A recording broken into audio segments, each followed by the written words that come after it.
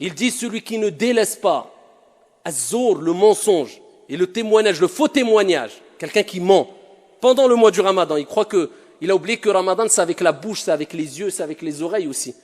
Eh bien Allah n'a pas besoin de sa privation de boire, de nourriture et de boisson. Allah il n'a pas besoin. Entre guillemets tu te fatigues. Tu bois pas, tu manges pas, mais Allah il n'a pas besoin de ton jeûne parce que tu mens. Et le prophète il dit dans Sahih al-Bukhari kadhalik, il dit celui qui jeûne, qui entame le mois du Ramadan, il doit s'abstenir de toute obscénité. Vous avez l'éducation? Si tu veux réussir Ramadan, tu comprends que Dieu t'éduque parce qu'il veut il t'a facilité le fait que tu peux éduquer ton âme parce que l'âme elle s'affaiblit. L'âme instigatrice au mal, elle s'affaiblit. Vous voyez, on se sent faible pendant Ramadan parce que le sang circule moins vite dans le sang, dans le corps. Et le prophète alayhi salatu wa sallam dit Shaitan circule en vous comme le sang circule dans votre corps. Shaitan a moins d'influence sur toi, le corps s'affaiblit, l'âme instigatrice au mal, elle s'affaiblit aussi. Les shayatines sont enchaînées, les portes du paradis sont ouvertes, Dieu te facilite l'éducation de l'âme. Et le prophète, il te dit, donc c'est comme s'il te disait maintenant éduque ton âme. Les mauvaises habitudes, tu es insulté, vous savez maintenant tout le monde, chaque phrase il dit au moins 3-4 gros mots. Illa man rahimallah. Eh bien là maintenant, éduque ton âme. Tous les mauvais défauts, les défauts que tu avais, essaye petit à petit. On n'est pas des anges, on n'atteindra jamais la perfection. Al-kamal ou lillah. Mais essaye de tirer les plus gros défauts que tu avais. Entre autres, les mauvaises paroles. Le prophète il dit, alayhi salatu wassalam, celui qui jeûne le mois du Ramadan, il délaisse toutes les obscénités. Il dit qu'il délaisse toutes les obscénités. Et si quelqu'un vient le combattre ou le provoquer, il dit, inni sa'im, inni sa'im. On te provoque. Regardez l'éducation du nefs là, c'est facile de se mettre en colère. Mais le prophète il dit le fort c'est celui qui retient sa colère quand il est en colère. Eh bien tu dis je jeûne, paix, laisse-moi en paix. Et c'est comme ça que tu vas réussir le mois de Shahru Ramadan. Pour réussir Shahru Ramadan, eh bien il faut comprendre le verset coranique. Shahru Ramadan alladhi unzila fihi al-Qur'an. Le mois du Ramadan c'est le mois où Allah il a révélé quoi? Al-Qur'an. Allah il a choisi le meilleur des mois pour révéler le meilleur des livres. Pendant la meilleure des nuits. Inna anzalnahu fi laylatil qadr. Wa ma adraka ma laylatul qadr. Laylatul qadr khayrun min alfi shahr. Nous l'avons certes descendu, révélé la nuit du destin, la 27e nuit, avec divergence des savants, du moins les dernières nuits impaires. Et qui te dira qu'est-ce que c'est que la nuit du destin? La nuit du destin est meilleure que 1000 mois d'adoration. Regardez les cadeaux divins. Et Dieu, s'il a descendu, révélé le Coran pendant le mois de Ramadan, c'est pour te rappeler que pendant ce mois qui est le meilleur des mois, eh bien, multiplie la récitation du meilleur des livres. Concentre-toi que dans la récitation du Coran. Quand je parle des sujets scientifiques, surtout du moins. C'est pour ça l'imam Malik, rahimahullah, ce grand savant érudit, savant du fiqh, du hadith, il délaissait dans ses assises toute étude du hadith pour se consacrer à quoi? À la lecture du Coran. Le mois de Ramadan, c'est Shahrul Qur'an, c'est-à-dire, si tu multiplies la lecture et la récitation du Coran pendant le mois de Ramadan, vis avec le Coran, essaie de le comprendre, concentre-toi, pas dans la beauté des voix. Parce que maintenant, les gens, ils cherchent les mosquées où il y a les plus belles des voix. Et ça, c'est parmi les égarements qu'a mentionné déjà Omar ibn al-Khattab à son époque. Jusqu'à ce que certains, maintenant, c'est plus une récitation. Warattilil Qur'ana tartila, comme il se doit, mais on mise tout sur les mélodies. Ça devient même quelquefois de l'exagération. Non, sur le contenu du Coran.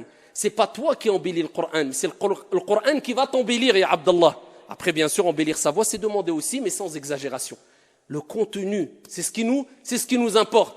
Et c'est ainsi qu'on va réussir Ramadan si on a mis comme objectif la lecture du Coran à 100%. Je plonge dans le Coran. Parmi les moyens aussi de réussir Ramadan, c'est de montrer à ton Seigneur et aux gens autour de toi, car les gens seront des témoins au jour de la résurrection, et sur terre, pour ou contre toi, voilà, c'est ça l'islam. On est tous des ambassadeurs de l'islam. Donc pendant Ramadan, comme on le dit chaque année, tout le monde entier, avec la télé, avec les réseaux sociaux, savent que tous les musulmans jeûnent le mois du Ramadan. Quand tu sors, sache que tu es un représentant, un ambassadeur de l'islam. Quand tu sors dehors, parle pas fort, c'est très tard tarawih. Respecte les voisins, les jeunes dans les cités. Surtout pendant le mois de Ramadan, tous les ans on entend la même chose. C'est là où quelquefois malheureusement des jeunes musulmans dans les cités, eh bien, font du tout et n'importe quoi et sans le savoir ils salissent leur propre image de toute manière. et l'image de l'islam aussi. Parce qu'après, excusez-moi, hein, mais quand des gens disent « Oui, mais regardez les musulmans, qu'est-ce qu'ils font? Regardez, c'est dans les cités, ça brûle, ça crame. » Et on dit « Oh, c'est des racistes. » Alors, on ne va pas être raciste en disant ce genre de propos, mais le fait qu'il y ait des musulmans qui le font quelquefois dans les cités, c'est une réalité. On va se voiler la face.